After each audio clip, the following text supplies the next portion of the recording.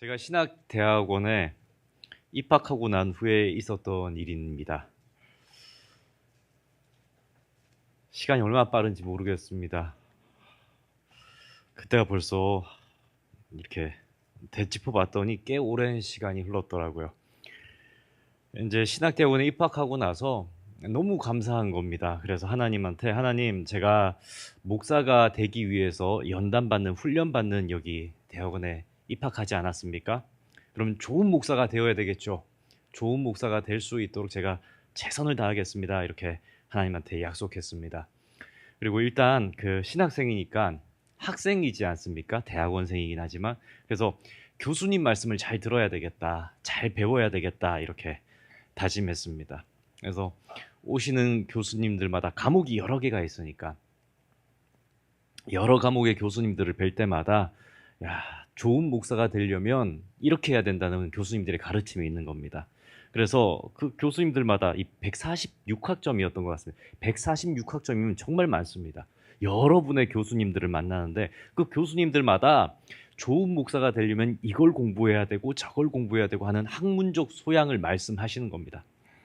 제가 약속했지 않습니까? 그래서 교수님들이 말씀하시는 공부해야 될 것들을 이렇게 다 쓰기 시작합니다. 성도님들, 목사가 되기 위해서, 아니 좋은 목사가 되기 위해서 뭘 좀 공부하면 좋을 것 같으십니까? 언어를 가르치는 교수님이 오셨습니다. 그래서 먼저 성경 원어 정도는 읽을 수 있어야 목사이지 않은가 이렇게 말씀하시는 거예요. 그래서 성경은 사실 이스라엘 사람들 언어인 히브리어와 헬라어 이 두 가지가 기본이고요. 그리고 시리아 사람들의 언어인 아람어가 또 포함되어 있습니다. 그러니까 3개 국어인데 이 언어가 또 옛날 언어입니다. 그래서 사실은 좀 배우기가 힘들고 어려운데 이거를 열심히 공부해야 되지 않겠냐 이런 말씀하시길래 썼습니다. 히브리어, 헬라어, 아람어 이렇게 딱 썼죠. 그러면 이걸 하고 나서 성경 원서를 좀 떠듬떠듬이라도 읽을 수 있어야 내가 목사지 이렇게 생각을 했습니다. 그리고 나서 또 다른 교수님 만났더니 성경 66권이 있는데 성경 66권에 대해서 좀 머릿속에 있고 개론 정도는 알고 성경이 어떻게 돼 있는지는 알아야 목사지 않겠냐 이렇게 얘기하시더라고요. 성경 신학인데 사실은 성경 각 권도 이렇게 보면은 어렵죠. 근데 그것들을 66권을 다 공부해야 된다는 겁니다. 머릿속에도 넣어야 되고. 아, 맞아. 성경 66권을 다 공부해야지. 그것도 썼습니다. 어떻게 계속 할까요? 네. 또 이제 교수님 또 한 분이 오시는 거예요. 교수님 많아요. 나 계속 할 거예요. 그 교수님이 뭐 오셔가지고 성경 신학을 공부하는 건 당연한 거고 성경을 썼을 때 당시 문화와 역사를 알면 그 성경의 말이 더 이해되고 와닿지 않겠냐는 겁니다. 그죠? 정말 와닿는 거예요. 맞아. 똑같은 말이라도 그 문화적 맥락 속에서 속담이나 단어 뭐 이런 것들을 보면 더 잘 성경을 이해할 수 있으니까 맞아. 성경 배경사를 공부해야 되겠다. 그것도 썼습니다. 성경 배경사. 그리고 또 성경을 공부하다 보니까 성경이 지금 66권이지 않습니까? 근데 이 성경이 어떻게 계승되어져 왔습니까? 입에 입으로 구전에 구전으로 오다가 파피루스 용지에 이제 쓰여지고 그 파피루스 용지가 사람들이 여러 명이 똑같은 성경을 이렇게 쓰지 않았겠습니까? 이 사람 누가복음 대피라고 저 사람도 누가복음 대피라고 이렇게 막 내려왔을 거 아닙니까? 그럼 이 사본들마다 또 이제 또 글자가 틀린 게 있겠죠. 입에 입으로 전달됐으니까. 그래서 이걸 또 추려 가지고 정경화 작업을 해서 66권이 만들어진 건데 이 버려진 성경은 성경이 아닌가? 라고 했을 때 아, 인간이 정경화 작업을 하긴 했지만 이 나머지 성경들도 알면 좋을 것 같은 겁니다. 그래서 사본학도 좀 공부를 해야 되겠다. 그래서 사본학도 이랬었죠. 이렇게 딱 하고 났더니 야, 이 정도 하면은 성경을 잘 이해할 수 있겠지 이렇게 했는데 목사의 본분은 사실은 성경을 공부하는 학자가 아니라 뭡니까? 성경을 공부해서 기가 질리셨습니까? 어떠세요? 이 성경을 공부해서 어떤 걸 하는 사람입니까? 설교를 해야 되는 사람 아닙니까? 그죠? 성경의 1차적인 하나님의 말씀을 성령님의 영감을 받아 설교자가 소화시켜서 이걸 또 전해야 설교학을 또 공부를 해야 되는 겁니다. 설교학은 뭐 또 그 분야가 아주 뭐 성경 주의 과정부터 해서 또 많은 겁니다. 또 그 썼습니다. 그렇게 하고 났더니 이 성경을 지금 그때 생각하면 벅차오르는데 이 성경을 또 그냥 읽으면 안 된답니다. 어떻게 읽어야 되는지 아십니까? 성경 전체에 대한 조직 신학 틀을 가지고 그 틀에 비추어서, 그러니까 렌즈 같은 거죠. 렌즈. 그 렌즈에 비추어서 잘 이해할 수 있게끔 머릿속에 조직 신학 틀이 짜여져 있어야 된답니다. 이 조직 신학은 또 7개 분과로 나눠져 있거든요. 이걸 또 공부를 잘 해야 되고, 이 조직 신학뿐만이 아니라 역사 신학을 해야 된다는 겁니다. 역사 신학. 아, 그래, 맞죠. 이것도 공부해야지. 썼습니다. 이걸 쓰고 났더니 또 교수님 와가지고 하시는 말씀이, 그런 성경을 이해한 사람들 중에 잘못 이해한 사람이 있어서 잘못된 기록들이 있고 잘못된 종파들, 이단이라고 불리는 것들이 있습니다. 그러니까 이단학도 공부를 해야 됩니다. 그런 거. 이단학도 공부를 해야 되겠다. 그러고 나서 또 봤더니 철학, 시대, 사조와 풍조, 고대부터 현대에 이르는 모든 철학, 사조도 공부해야 된다는 거. 그래서 제가 썼지 않습니까? 신대원 2008년도 때 일인데 다 썼으면 쓰고, 야, 이 공부들을 하면 겨우 목사가 돼서 설교를 할 수 있겠구나 하면서 각 공부해야 될 것들마다 몇 년 정도 공부하면 되겠다 이렇게 써봤습니다. 그래서 써봤더니 몇 년 나온지 아십니까? 한 30개 정도 리스트가 나왔습니다. 그래서 해봤더니 한 72년을 더 공부해야 되겠더라고요. 목사 안수를 받으려면, 야, 목사 되려면 72년 정도 해야 되겠다. 그때 제가 신학대학원 들어갔을 때 나이가 28살이었거든요. 72년 더하니까 몇 살입니까? 한 100살쯤 되어야 학문적 소양을 갖춘 목사가 되겠구나 이런 생각을 했는데, 전도사가 되고 교회 사역을 해보니까 목사가 학문적으로만 해서 되는 게 아닙니다. 뭘 갖춰야 됩니까? 인격적 소양과 또 뭐죠? 현대 시대 문화 사조를 읽을 수 있는 통찰력입니다. 그럼 도대체 얼마나 공부를 해야 좋은 목사가 될 수 있을까요? 좀 진지하게 들으셨습니까? 목사 되기 참 힘들죠. 좋은 목사 되기 참 힘들다, 그런 생각들을 했습니다. 그래서 그런 계산을 하면서 지금 또 그래서 제가 비밀인데요, 공부합니다. 그 72년의 약속을 지키기 위해서 하나하나 공부하고 있습니다. 근데 계산을 하고 이렇게 돌아보는데, 야, 너무 마음이 어렵고, 사실은 설 때마다, 강단에 설 때마다 아직 나는 좀 불완전한 목사인데, 아직 나는 부족한 사람인데 하나님께서 강단에 세우셨구나. 그래서 늘 스스로는 부족하다. 성도님들이 보시기에도 부족하시죠? 부족하다. 더 열심히 이렇게 해야 되겠다. 이렇게 늘 기도하며 이 강단에 섭니다. 인간의 계산으로 이런데 하나님의 계산법은 어떨까요? 하나님은 저를 봤을 때 어떻고 우리 성도님들을 봤을 때 어떨까요? 성도라는 칭호는 사실은 굉장히 명예로운 칭호입니다. 세인트 아닙니까? 성자. 그 세인트에서 성도라는 말이 번역되어서 나왔습니다. 성도. 우리 성도님들은 성도가 되시는데 어떤 자격을 갖추고 계십니까? 공부 좀 하셨습니까? 성경 읽는 분들이 성도인데 성경을 읽기 위해서 목사만큼은 아니더라도 좀 노력하고 계십니까? 어디쯤 자격을 갖춰야 하나님께서, 야, 너 진짜 성도다운 성도구나, 너 내가 참 부르길 잘했다, 이렇게 칭찬해 주실까요? 근데 말씀을 읽으면 읽을수록 하나님께서 우리를 자녀로 불러주실 때, 우리를 성도 삼아 주실 때 하나님은 우리에게 아무 자격도 요구하시지 않았다는 것을 말씀하십니다. 아무 자격 없어도 된다라는 거죠. 다만 한 가지, 믿음을 요구하십니다. 예수 그리스도 십자가 사랑을 너는 믿느냐? 예수 그리스도께서 이 땅에 오신 이유가 너의 죄를 대신 사하기 위해서 오셨다는 것을 믿느냐? 예수 그리스도께서 십자가에 달려 죽으심으로, 보혈을 흘리심으로 나와 같은 죄인의 주홍같이 붉은 죄들이 양털같이 휘어졌다는 것을 너는 믿느냐? 과거에 네가 지었던 참혹한 죄들과 지금 또 그 죄에서 벗어나지 못하는 너의 참혹한 심정과 앞으로도 매어 있을 너의 그 죄악의 사슬에서 너는 예수 그리스도를 믿음으로 말미암아 벗어났다는 것을, 그 죄가 모두 속죄되었다는 것을 너는 믿느냐?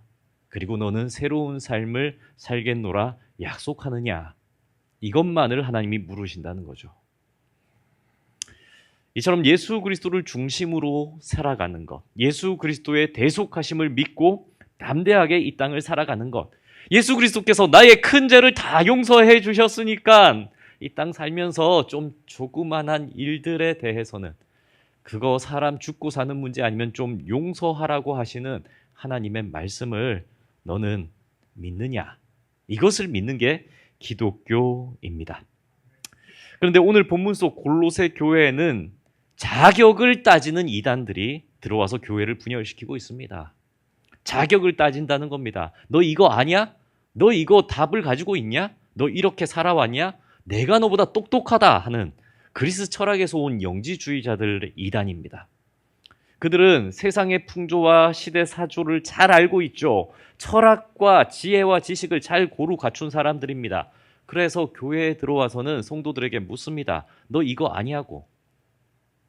성도들한테 어려운 질문을 하고 답을 못하면 야, 너 겨우 그런 지식 가지고 구원을 받았다고 말할 수 있냐? 이렇게 말하는 거죠. 그래서 믿음의 사람들을 실족시키고 편을 가릅니다. 세상을 한번 보시겠습니까? 세상을 보면 세속적 가치관에 똑똑한 사람들은 분열합니다. 편가르기를 한다는 말씀입니다. 세상에 똑똑한 사람들을 보십시오. 나 좀 똑똑하다라고 말하는 사람들은 분열시키고 편가르죠. 좀 부자 동네 가보셨습니까? 부자 동네 가면은 입구부터가 어떻게 돼 있죠? 막혀져 있습니다.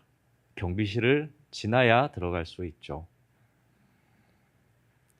사람들은 그런데 이러한 세상의 사조, 분열시키는 가치관에 대해서 이러한 경향성을 은근히 선호합니다. 아, 저러면 안 돼. 이렇게 하는 게 아니라 나도 저 무리에 끼고 싶다. 나도 상위 클래스로 들어가고 싶다. 이 계층을 완화시키고 없애는 게 아니라 나도 저 무리에 끼고 싶어서 특권을 누리고 싶다. 편을 가르고 결을 나누고 선을 긋습니다. 그러면서 잘 생각해 보십시오. 이거 하면 믿음 좋은 사람, 이거 안 하면 믿음 약한 사람, 이거 하면 내 편, 이거 안 하면 적, 내 말 잘 들으면 내 사람, 내 말 안 들으면 적. 이렇게 계속 나누는 거죠.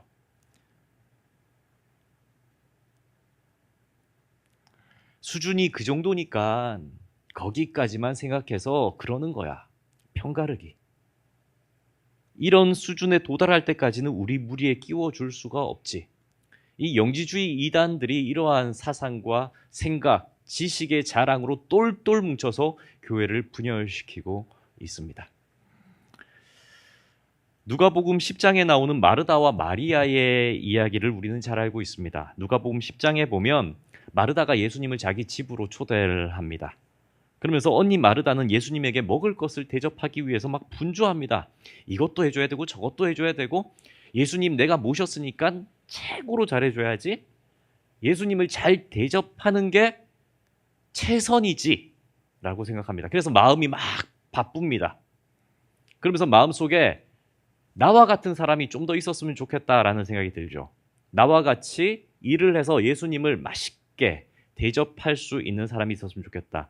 옆에 봤더니 동생 마리아가 있습니다. 그래서 동생 마리아가 자기 마음을 알아서 좀 도와줬으면 하고 생각하는데 마리아는 언니를 도와주지를 않습니다. 마르다가 보기에 마리아는 놀고 있는 거죠. 마리아는 그저 예수님 오시니까 예수님 발치에 앉아서 예수님하고 대화만을 하고 있습니다. 예수님이 하시는 말씀에 귀를 기울여 듣고만 있는 겁니다. 그래서 마르다의 마음에 어떤 마음이 들까요? 마리아를 보면서 미움이 싹트기 시작합니다. 아니, 예수님을 초대한 건 나고 예수님한테 대접하기 위해서 나도 열심히 하고 있는데 예수님한테 잘해주려면 대접해야 되는 건데 마리아 저 뭐 하고 있는 거지? 나하고 같이 해야지. 넌 놀고 있냐? 그런 생각이 마르다의 마음속에 들어옵니다. 마르다가 예수님한테 따지듯이 요청합니다. 예수님, 마리아에게 뭐라고 좀 하십시오. 바쁜데 저 좀 도와주라고. 바쁜데 저 좀 도와주라고 예수님이 좀 얘기해 주십시오. 종종 교회 안에 이런 마음들이 생기기도 하고 생겼다가 사라지기도 하고 뭐 그렇습니다. 나는 교회를 위해서 이런 봉사와 희생을 하는데 너는 뭐 하고 있냐 하는 마음입니다. 이렇게 해야 하나님이 기뻐하실 텐데 나는 하는데 너도 와야지. 안 오면 괜히 섭섭한 마음입니다. 미운 게 아닙니다. 이렇게 해야 좋은 거 아니냐. 너도 동참해야지. 나는 주님을 위해서 이런 일들을 하고 있는데 너도 주님을 사랑한다면서 그러면 너도 나처럼 이렇게 해야지 믿음 있는 것 아니냐 하는 마음이 어느 순간 들어옵니다. 일상 중에도 이런 생각들이 들어옵니다. 나는 이렇게 열심히 가사를 챙기고 아이들을 돌보는데 남편은 뭐 하는가?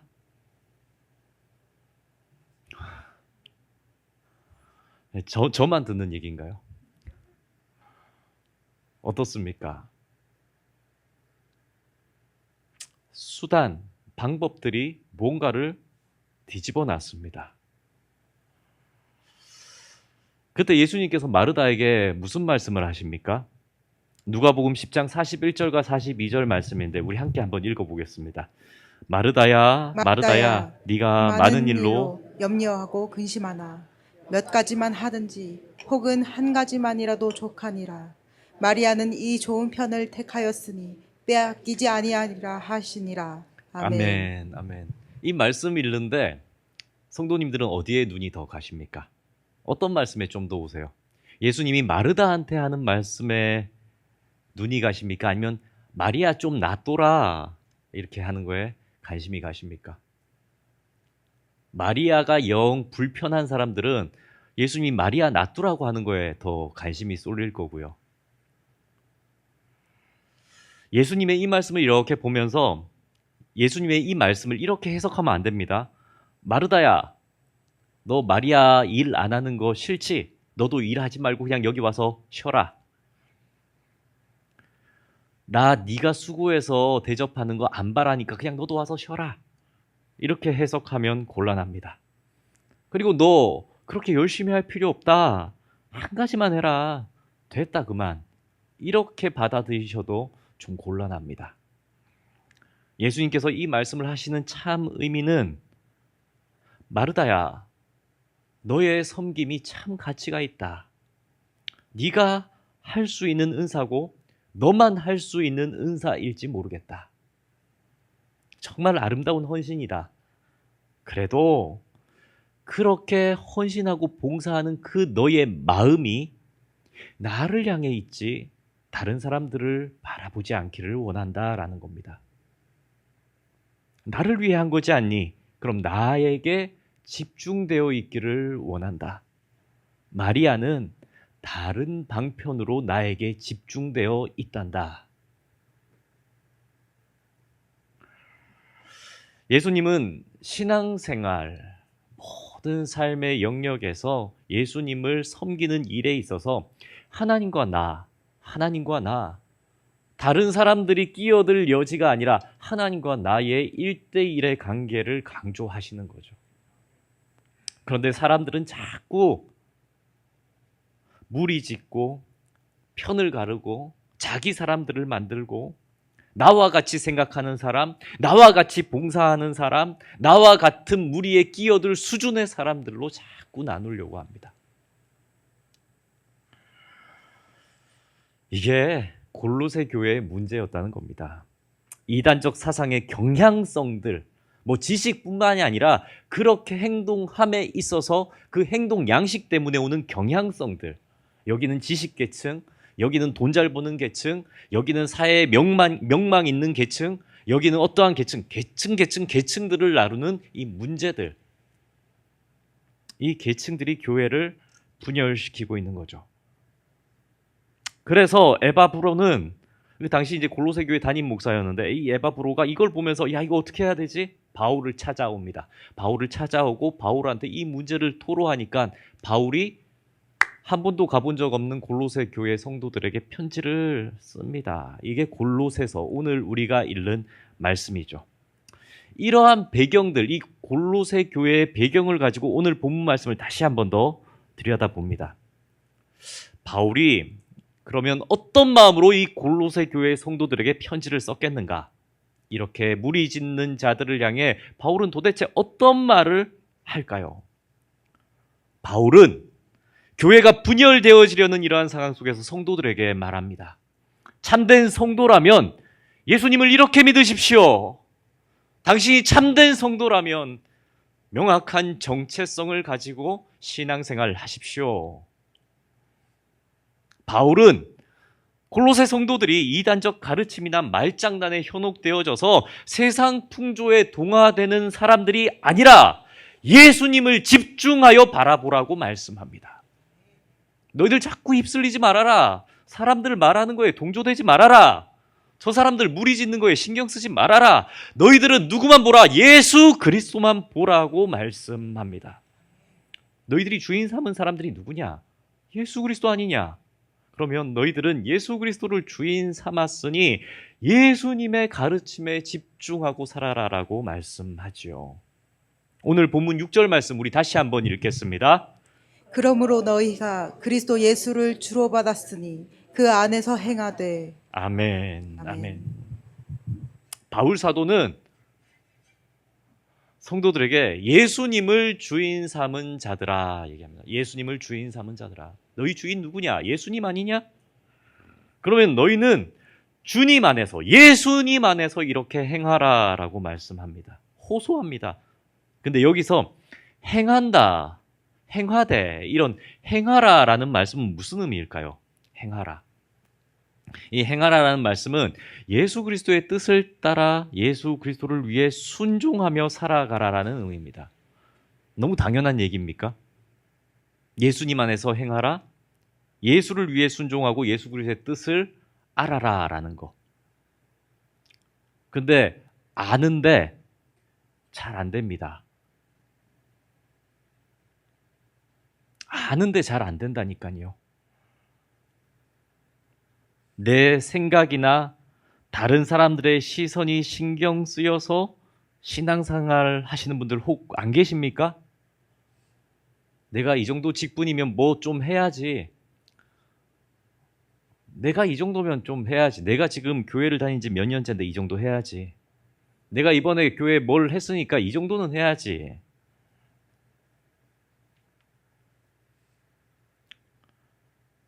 바울은 예수 그리스도 안에서 행하되라는 말 속에 그런 거 아니라는 겁니다.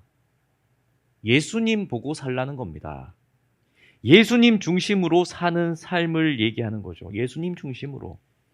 너 네 자랑하려고 뭐 하지 말고 뭐 너 뽐내려고 뭐 하지 말라는 겁니다. 나의 기쁨을 추구하며 살아가는 삶이 아니라 예수님의 기쁨을 생각하며 살아가라. 내 생각과 내 계획대로 고집하는 삶이 아니라 예수님의 평안과 합평을 위해서 살아가라. 그렇게 충성해라. 사랑하는 성도님들, 하나님 보시기에 나는 어떤 사람인가 생각해 보신 적 있으십니까? 하나님 보시기에 나는 어떤 사람인가? 빌 하이베스 목사님이 책을 한 권 썼었는데 과거에 오래된 스테디셀러입니다. 제목이 참 좋습니다. 아무도 보는 이 없을 때 당신은 누구인가? 하나님의 존재 앞에 섰을 때 나는 누구인가? 다른 사람들은 다 속일 수 있어도 속일 수 없는 분 앞에 내가 섰을 때 나는 누구인가? 그 하나님 앞에서 나는 어떤 신앙인인가? 그저 예수님 믿어서 천국 가는 것만 생각하고 다른 사람들 눈치 보고 신앙생활하는 그러한 수동적인 신앙인이 아니라 예수님을 정말 주인으로 내 삶에 모시고 그 안에서, 그리스도 안에서 뭘 좀 해야 하나 생각하는 독립된 인격자인가? 하나님을 인격적으로 만나서 인격적인 어떠한 하나님과의 관계를 맺는, 나 스스로 혼자 있을 때에도, 은밀한 중에도 하나님을 의식하고 살아가는 사람인가? 하나님은 물으시는 거죠. 수동적인 태도가 아니라 적극적인 신앙을 가진 사람, 이것이 예수 안에서 행하는 자입니다. 그러면 더 구체적으로 생각해 보겠습니다. 나 그런 사람 되고 싶어요. 정말 예수님 집중하면서 살고 싶어요. 예수님 위해서 살고 싶어요. 그렇게 살고 싶다고 좀 사라지십니까? 정말 부끄러운 얘기지만 목사가 돼도 너무 어려운 일입니다. 아무리 성경을 가까이 읽고 듣고 연구하고 붙잡아도 예수님 중심의 삶이 너무 어려운 일이라는 겁니다. 나 예수님 중심으로 살아야지 마음 먹는 순간에 제 안에 돈 욕심이 다 사라졌을까요? 내 안에 음란이 다 사라지고 내 안에 화가 다 멈추고 저는 화를 내지 않는 사람입니다. 이렇게 말할 수 있을까요? 혹은 내 안에 다른 사람들 시선 다 안 보고 하나님만 바라보고 살아가는 어떠한 사람으로 저는 변했을까요? 성도님들의 삶은 모르겠습니다. 그런데 저는 분명히 저를 압니다. 72년 공부가 안 맞춰서인지 부끄럽습니다. 여전히 돈 사랑하고 여전히 음란하고 여전히 화가 가득하고 그런데 다시 예수님 생각하면 그걸 거두고 누르고 나의 결심만으로는 결코 예수님 중심의 삶을 행할 수 없다는 것을 성경은 또한 말씀합니다. 네 결심, 네 결단만으로는 예수님 중심으로 살지 못한다는 거죠. 내 의지로 내 안에 있는 악을 몰아내겠다, 나 좀 경건해지겠다, 이거 결코 안 된다고 성경은 말씀합니다. 그러면 어떻게 해야 우리는 예수님 중심의 삶을 살아갈 수 있을까요? 본문 7절 말씀인데 제가 읽어드립니다. 그 안에 뿌리를 박으며 세움을 받아 교훈을 받은 대로 믿음에 굳게 서서 감사함을 넘치게 하라. 아멘. 예수를 주인으로 모시기로 마음먹은 사람이 예수님 중심으로 살아가려면 행해야 할 행동 요령을 바울은 말씀하고 있죠. 한번 따라해 보시기 바랍니다. 첫째, 그 안에 뿌리를 박으며 세움을 받아. 그 안에 뿌리를 박으며 세움을 받아. 말씀의 한 구절이죠.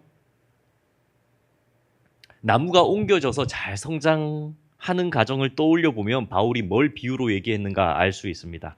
나무가 옮겨졌습니다. 세상에서 하나님 나라로. 세상을 사랑하던 그 터전의 밭에서 하나님 사랑하는 터전의 밭으로 우리의 마음이 옮겨 심어졌습니다. 그럼 이렇게 옮겨 심어준 나무가 잘 자라려면 어떻게 해야 됩니까? 뿌리가 깊이 내려야 되고 그 줄기는, 그 가지는 어떻게 돼야 됩니까? 무언가 세움을 받아야 합니다. 나무가 옮겨졌는데 뿌리가 충분히 내리지도 못했는데 뿌리가 땅에 단단하게 이렇게 세워지지도 못했는데 강한 바람과 비가 내리면 어떻게 됩니까? 쓰러질 수밖에 없습니다. 이처럼 신앙의 뿌리, 예수 그리스도 안에 나의 마음의 밭이 깊이 뿌리 내려야 한다라고 말씀합니다. 그러면 한번 생각해 보십시오. 뿌리가 깊이 내려진다 라는 건 뭘 의미하는 걸까요? 혹자들은 교회 공동체 안에 내가 들어가는 것이요 이렇게 생각하는 분들이 계실지 모르겠습니다. 성경은 그렇게 말씀하지 않습니다. 성경은 예수님 안에 나의 인격이 뿌리 내리는 것을 의미합니다. 예수님과 나의 영혼이 맞닿아져서 나의 영혼이 예수 그리스도의 가지 안에 접붙었는가? 내가 그 안에, 그가 내 안에 들어와 있는가? 내 뿌리가 예수 그리스도의 본체와 연결이 되어 있는가? 그 만남이 깊어지고 있는가? 그리고 예수님과의 사귐이 지속되고 있는가? 그 뿌리가 건강한 예수 그리스도의 물줄기에 맞대어 있는가를 말씀합니다. 사귐이 깊다는 건 뭘 의미합니까? 나 좀 압니다. 나 저 사람 압니다. 나 저 사람이랑 친합니다. 이렇게 얘기할 때 그 사람을 잘 안다는 겁니다. 잘 안다는 건요, 그 사람과 오랜 시간 대화를 나누고 저 사람의 장점과 단점까지도 소화했다는 얘기입니다. 그러한 사귐, 예수 그리스도 안에 우리 성도님들 뿌리가 내려져 있습니까? 다 없어도요, 나 하나님만 있으면 됩니다라는 그런 믿음이 우리 성도님들에게 있으십니까? 둘째입니다. 둘째. 그러면 또 어떻게 해야 되는가? 한번 따라해 보겠습니다. 교훈을 받은 대로 믿음에 굳게 서서. 교훈을 받은 대로 믿음에 굳게 서서. 자, 그럼 뿌리가 내렸으면 그 다음은 어떻게 해야 되는가? 예수님이 주시는 영양분을 공급받고 그 받은 대로 소화시키라는 겁니다. 양분을 받았으니까 그 나무가 그 양분을 흡수하고 소화하라는 얘기죠. 여기서 교훈은 성경적 가르침을 얘기하는 거고, 그 진리를 믿음으로 살아내는 삶을 교훈을 받은 대로 믿음에 굳게 서서 이 말씀에 담겨 있습니다. 말씀을 받았으면 그 말씀대로 실행해 내는 것, 그래야 우리의 믿음의 나무가 자랄 수 있습니다. 말씀을 들을 때는 감동합니다. 근데 정작 내 안에 행하려고 하면 좀 어렵습니다. 그러면 그 말씀은 나의 영혼에 흡수된 것이 아닙니다. 목양실에 화분을 몇 개 키웁니다.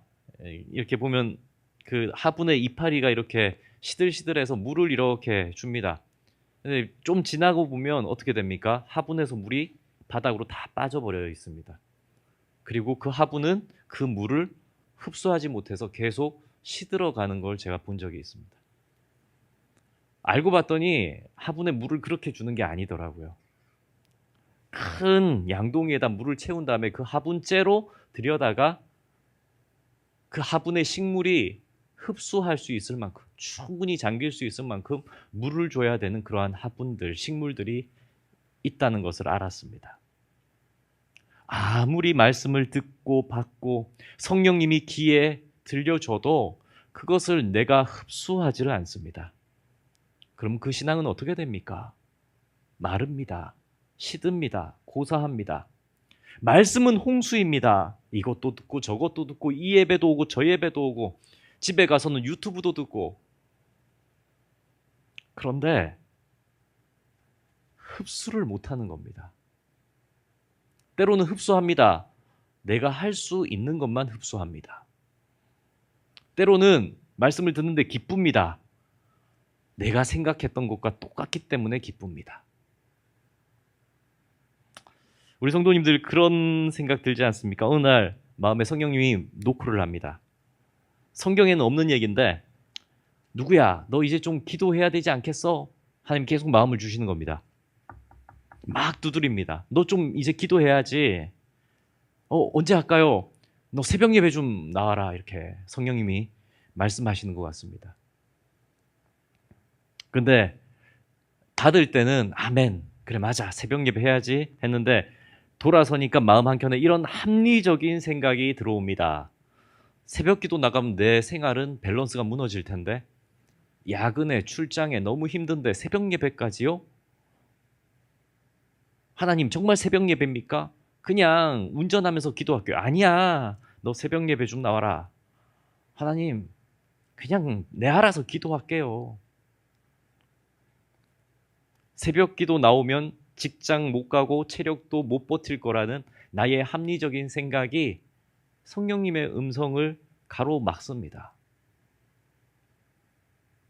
꼭 그렇다는 거 아닙니다. 새벽 예배 안 나오시는 분들에 대해서 뭐 얘기한 거 결코 아닙니다. 뭐냐면 하나의 예입니다. 하나의 예. 성령님이 우리에게 각자에게 필요한 것들을 막 말씀하시는데 내가 흡수를 못한다니까요. 신앙의 성장을 위해서는 받아들이고 한 걸음 내딛어야 하는데 나 스스로가 그걸 말립니다. 적당히. 또 좀 어려운 얘기 한번 해볼까요? 야, 이번에 헌금 좀 해라. 하나님이 막 마음을 주십니다. 얼마나 할까요? 야, 한 10억 해라. 하나님, 내 100억 있어도 10억은 좀 힘든데.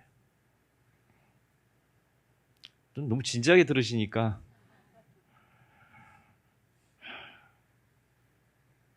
그런데 마음속에 성령님이 막 북돋워 줍니다. 그래서 하나님이 주신 거니까 나 하나님한테 해야지 이런 마음이 막 듭니다. 그래서 해야지 하면서 봉투에 딱 넣었습니다. 그런데 봉투를 집어드는 순간 마음 한켠에 아른거리는 생각. 야, 이 돈이면 내 아이들한테 뭐 좀 해줄 수 있는데. 이 돈이면은 해줄 수 있는데. 사탄이 제일 잘하는 말이 뭔지 아십니까? 야, 좀 적당히 해라. 좀 적당히. 그렇게 안 해도 돼. 괜찮아. 다음에 해, 다음에. 이번에 좀 부담스럽지? 다음에 해, 다음에. 그냥 속삭임. 내 안에 성령님의 음성은 다 무시하고 사단의 음성에 내 마음이 뺏겨져 버립니다. 말씀은 주시는데 그 말씀대로 살아내지 못하면 우리의 신앙은 결코 자라날 수가 없죠. 적당히 내가 할 수 있는 정도까지만 하는 신앙은 세속주의입니다. 믿음 아닙니다. 내가 할 수 있는 만큼만요. 내 건강이 허락되는 만큼만요. 내가 생각하는 것까지만요 하는 건 신앙 아닙니다. 세속주의입니다. 세상을 사랑하는 마음에 하나님을 보험처럼 끼워 넣은 세속주의입니다. 너무 어렵습니까? 성경을 보십시오. 이 땅에서 실컷 즐기다가 혹 죽었는데 천국이 있으면 하나님, 저 하나님 믿었잖아요. 적당히요. 내 생활 속에서 내가 할 수 있는 만큼 믿었잖아요. 내미는 것.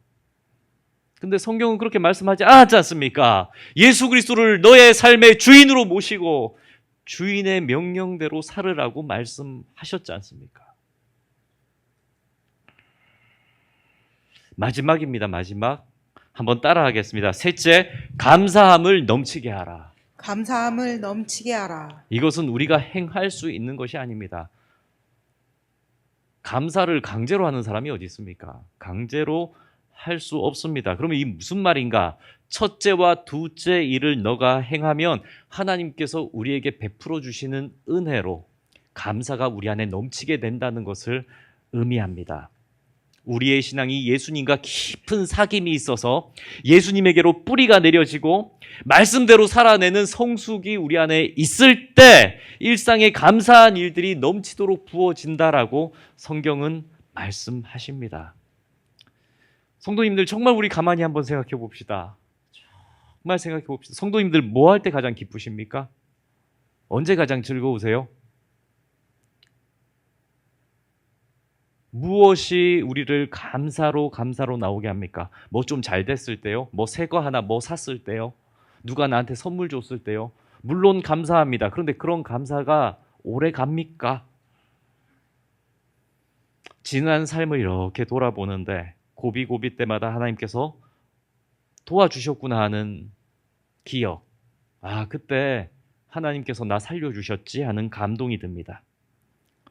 최악의 때가 있었는데 그때 나는 포기했는데 주위의 사람들이 이렇게 복도 도와줘가지고 마치 하나님이 돕는 자들을 붙여주신 것처럼 해서 내가 살았던 때가 있었지.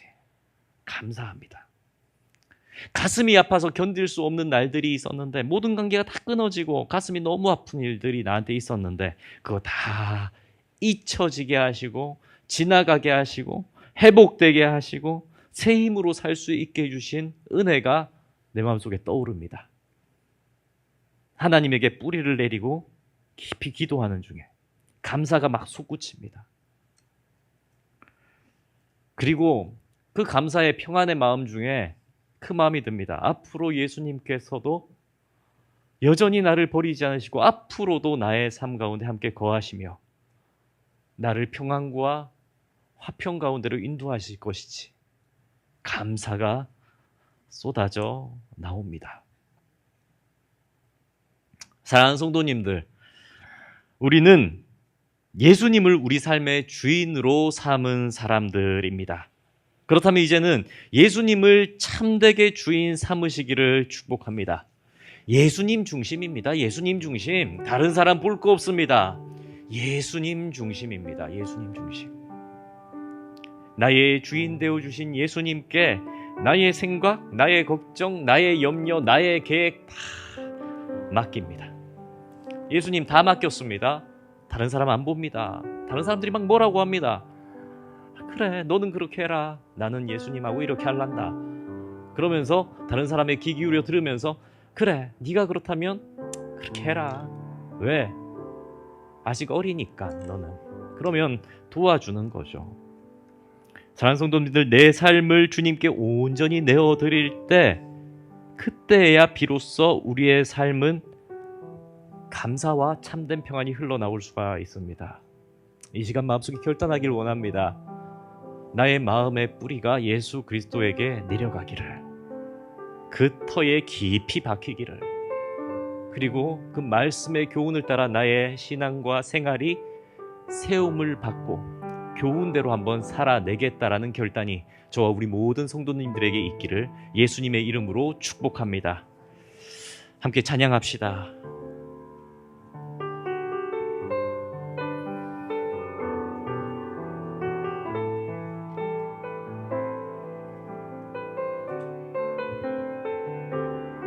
나의 안에 거하라. 나의 안에 거하라. 나는 내 하나님이니 모든 환난 가운데 너를 지키는 자라. 두려워하지 말라. 내가 널 도와주리니 놀라지 말라. 내 손 잡아주리라. 우리 다시 고백합니다. 나의 안에 거하라. 나의 안에 거하라. 나는 내 하나님이니 모든 환난 가운데 너를 지키는 자라. 두려워하지 말라.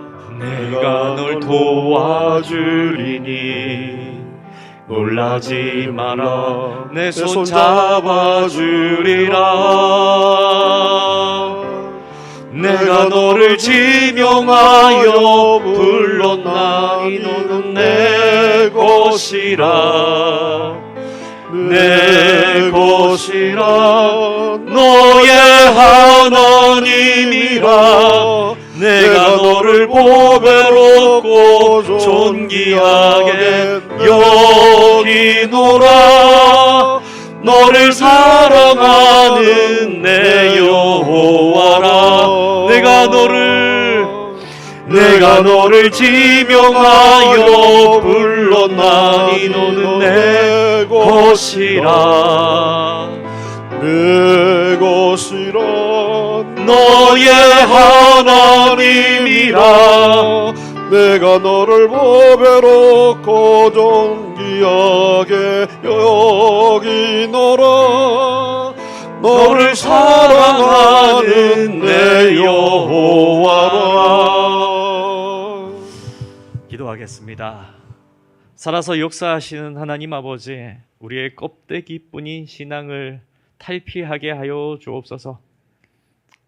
하나님을 알되 진실되게 알게 하시고 하나님과 관계 맺되 진실되게 관계 맺는 신앙으로 우리를 초대하여 주옵소서. 내 생각, 내 고집, 내 주장, 내 염려에 너무 가로막혀 있었습니다. 다른 사람들의 말, 다른 사람들의 시선, 다른 사람들의 눈총에 너무 내 신앙이 껍데기처럼 굳게 닫혀 있었습니다. 이제는 예수 그리스도 중심의 삶을 살아가길 원합니다. 내 영혼이 예수 그리스도에게 접붙어서 참된 평안을 누리길 원합니다. 괜찮다, 괜찮다 말씀하시는 예수 그리스도를 내가 만나길 원합니다. 주여, 우리의 뿌리가, 우리의 마음이 예수 그리스도께 닿게 하여 주옵소서. 그리고 주님 말씀하소서. 예수님 말씀하소서. 성령님 말씀하소서. 종이 듣겠나이다. 하나님 말씀에 순종할 수 있는 신앙 되도록 인도하여 주옵소서. 하나님의 말씀에 스쳐 지나가는 말씀이라도 하나도 허투루 듣지 않고 순종할 수 있는 저와 모든 성도들 되도록 인도하여 주옵소서. 이 모든 간구 우리 주 예수 그리스도의 이름으로 기도드립니다. 아멘.